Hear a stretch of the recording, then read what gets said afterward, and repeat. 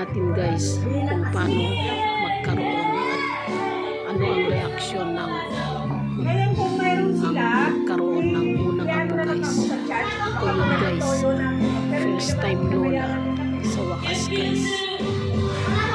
Iba palang feeling guys kung paano magkaroon ng unang apo.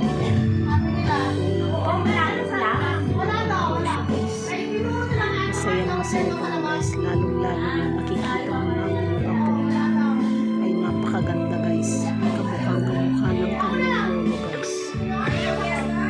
Kaya sa vlog kong ito guys, certified lola na ako guys.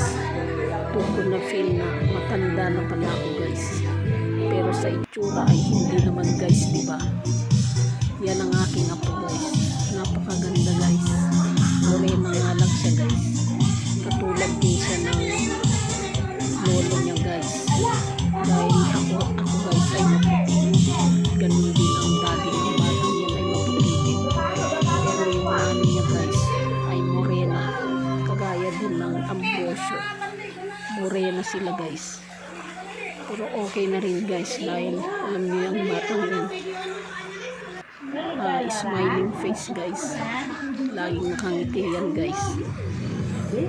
Importante guys, wala silang sakit guys.